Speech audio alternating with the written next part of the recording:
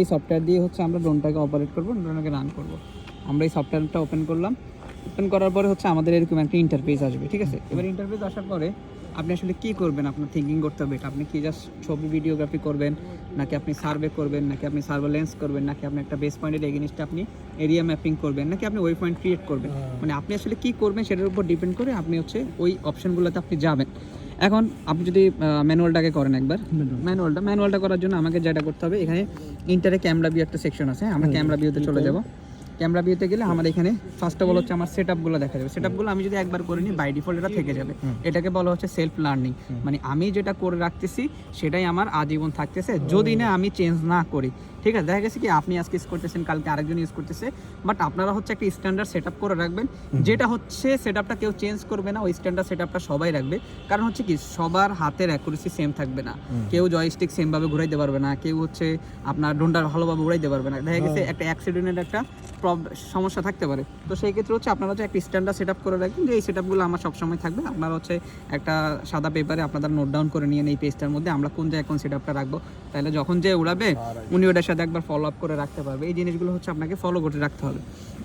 আচ্ছা, এরপর হচ্ছে এখানে আরটিএস অল্টিটিউড, আমাকে ফার্স্ট অফ অল এই জিনিসটা দেখতে হবে। এখানে দেখেন 328, মানে আমার 100 মিটার মতো আছে, হ্যাঁ 328 ফিট।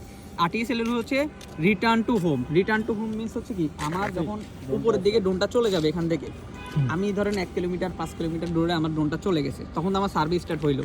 এখন আমি যখন রিটার্ন দিব, ড্রোনটা যখন রিটার্ন আসতেছে, এখন মনে করেন 300 ফিট উপরে, আমার 300 ফিট উপরে কিন্তু আমার ক্যামেরাটা কোনো অবস্ট্রাকশন বা বাধা থাকবে না। বাট ওরা যদি আমি এখানে 300 ফিটের জায়গায় যদি আমি এখানে সাপোজ 100 ফিট করলাম, এখন ও যখন রিটার্ন করবে, সাপোজ ও এখন 500 ফিট উপরে আছে, ওর পজিশন থেকে যদি হঠাৎ করে 200 ফিট নিচে নেমে যায়, 200 ফিট নিচে নেমে গেলে হয় কি, বা 300 ফিট নিচে নেমে গেলে 200 ফিট, এখন 200 ফিট থেকে যখন ও হচ্ছে হরিজন্টালি আসবে, তখন ওর সামনে কোনো না কোনো বাধা থাকতে পারে। সেই ক্ষেত্রে হচ্ছে আপনার যে হোম পয়েন্টের পজিশনটা আছে সেখানে আসতে গেলেও কিছু না কিছুর সাথে হচ্ছে ক্রাশ খাওয়ার সম্ভাবনা থাকে। তাইলে এই জন্য হচ্ছে আমরা আরটিএস অল্টিটিউডটা 328 ফিট করে দিচ্ছি, কারণ 300 ফিটের উপরে হচ্ছে উপর থেকে যদি ও সরাসরি হচ্ছে ল্যান্ডটা করে, সেখান থেকে হচ্ছে কোনো ধরনের বাধা বা অবস্ট্রাকশন আমার থাকবে না। সেক্ষেত্রে হচ্ছে ম্যাক্স অল্টিটিউড হচ্ছে 328 ফিট আমি করে নিচ্ছি। আর এটা হচ্ছে ম্যাক্স অল্টিটিউড 394 ফিট, আমার হচ্ছে মিনিমাম হচ্ছে এটা, ম্যাক্সিমাম হচ্ছে আমার এটা, এই দুইটা গেল এটা। তারপর হোম পয়েন্ট আপডেট, আপনি হচ্ছে হোম পয়েন্ট সিলেকশন করে দিতে পারবেন। আপনার হচ্ছে এখানে 2 ধরনের হোম পয়েন্ট আছে। ইন কেস অফ আপনার জেনারেলি হচ্ছে আমি ড্রোনটাকে যেখান থেকে উড়াচ্ছি ওইখানে হচ্ছে ল্যাট লংয়ের একটা প্রিসিশন অ্যাকুরেসি, এখানে হচ্ছে জিপিএস, গোনাস, বাইদু, এসবাস, গ্যালিলিও, অনেক ধরনের জিপিএস আছে। এই জিপিএসগুলোর মধ্যে আবার হচ্ছে অনেকগুলো মডিউল আছে, M module, B module, C module. এই যে জিপিএসগুলো আছে, ওই জিপিএসগুলো হচ্ছে আপনার হোম পয়েন্টটাকে আপডেট করে নেয়। ওই আপডেট করে নিলে হচ্ছে আমার হোম পয়েন্ট আমি যেখান থেকে উড়াচ্ছি, ইন কেস অফ আমার ড্রোন যদি কোনোভাবে কন্ট্রোলারের সাথে ডিসকানেক্ট হয়, অথবা হচ্ছে ব্যাটারি চার্জিংটা কমে যাচ্ছে, বা আপনি নিজে ম্যানুয়ালি রিটার্ন টু হোম বাটনে ক্লিক করেন, তখন সেম পজিশনে চলে আসবে। আবার অনেক সময় দেখা যায় কি আমরা হচ্ছে 2 কিলোমিটার 3 কিলোমিটার জায়গায় সার্ভে করি, বা ম্যানুয়ালি হচ্ছে আমরা ড্রোনের সাথে ধরেন আমাদের গাড়ি নিয়ে হচ্ছে মুভ করি, আমি 1 কিলোমিটার সামনে চলে গেলাম ড্রোন যেখান থেকে উড়াইছি, বাট আমার যখন এখন ড্রোন রিটার্ন টু হোম করি, ও তো আমার 1 কিলোমিটার পিছনে যেখানে ছিল সেখানে চলে আসবে। বাট না, আমি চাচ্ছি যে না, আমার কন্ট্রোলারের সাথে মুভমেন্ট যেহেতু করছে, আমার কন্ট্রোলার যেখানে আছে, আমি যেখানে আছি সেখানে হচ্ছে আমার রিটার্ন টু হোমটা হবে। তাহলে হচ্ছে আমি রিটার্ন টু হোমের এই অপশনটাতে ক্লিক করবো। তাহলে হচ্ছে এটা হচ্ছে আমার দুইটা, মানে এই দুইটা অপশন, মানে রিটার্ন টু হোম, একটা হচ্ছে আমি যেখান থেকে উড়াইছি সেই পজিশনটা, আর হচ্ছে আমার সাথে পজিশনটা যদি চেঞ্জ করে যেখানে আমার কন্ট্রোলার হচ্ছে সেই পজিশনটার মধ্যে আমি ল্যান্ড করতে চাই, তাহলে হচ্ছে আমার কন্ট্রোলারটা হবে রিটার্ন টু হোমের অপশন। তারপর হচ্ছে এখানে হচ্ছে কাস্টমাইজ ব্যাটারি অপশন, আপনার হচ্ছে লো পার্সেন্টেজ 20%, মানে আপনার যখন 20%-এর নিচে ব্যাটারি চলে আসবে, তখন আপনাকে ওয়ার্নিং দিবে যে আপনার ব্যাটারি চার্জ শেষ হয়ে গেছে। তখন হচ্ছে আপনি যদি এখানে 20% সিলেক্ট করে রাখেন, অটোমেটিক্যালি যখন 20-তে আসবে, সো অটোমেটিক হচ্ছে রিটার্ন টু হোমের জন্য সে প্রস্তুতি নেবে, এবং হচ্ছে কন্ট্রোলারের সাথে ডিসকানেক্ট হয়ে অটোমেটিক সেই রিটার্ন টু আপনার যেখান থেকে অ্যাপ্লাই করেছিলেন ওই অপশানে চলে আসবেন। আচ্ছা, এটা হচ্ছে সিঙ্গেল লস্ট অ্যাকশন। সামহাউ আপনার কন্ট্রোলারের সাথে হচ্ছে আপনার ডিসকানেক্ট হয়ে গেছে, তখন আপনি কি এখান থেকে যে অপশন হবার আপনার হচ্ছে ল্যান্ড, যদি ল্যান্ড দেন, ও যেখানে আছে যেই বরাবর আছে ওইখান থেকে ওই পজিশনে চলে আসবে, এবং হচ্ছে রিটার্ন টু হোমটা দেওয়াটাই হচ্ছে বেটার। তাহলে হচ্ছে আমার যে পজিশন থেকে আমি উড়াইছিলাম ওই পজিশনেও চলে আসবে।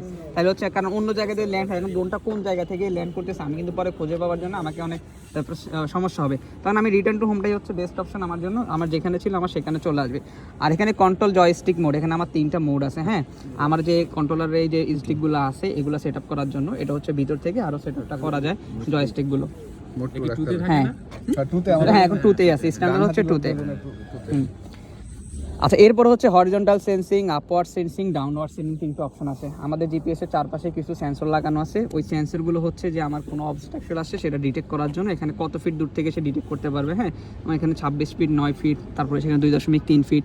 ডাউনওয়ার্ডের জন্য হচ্ছে আপনার 2.3 ফিট করা আছে, আপওয়ার্ডের জন্য হচ্ছে 9.8 ফিট করা আছে, তারপর হচ্ছে হরিজন্টালের জন্য হচ্ছে 26 ফিট করা আছে। আপনি চাইলে আপনার মতো করে এটাকে বাই ডিফল্ট ম্যানুয়ালি আপনার মতো করে আপনি সিলেকশন করে নিতে পারবেন। এটা কমলে কি এটা কমে? হ্যাঁ হ্যাঁ, এই যে কমবে। স্লাইডার তো এটা টান দিলে আপনি ওই অ্যালার্টটা হ্যাঁ, অ্যালার্টটা দিতে হবে। আচ্ছা, এরপরে এখান থেকে হয়ে গেলে আপনি এখান থেকে ক্রস করে দিবেন। ক্রস করে দেওয়ার পরে হচ্ছে আপনার ক্যামেরা ভিউটা আসবে। ঠিক আছে, এখন আমরা যে মোডে উড়াচ্ছি এটা হচ্ছে আমাদের ম্যানুয়াল মোড, একদম বেসিক। এটা শুধুমাত্র আমার ফটোগ্রাফি এবং হচ্ছে ভিডিওগ্রাফি এই দুটোর জন্য।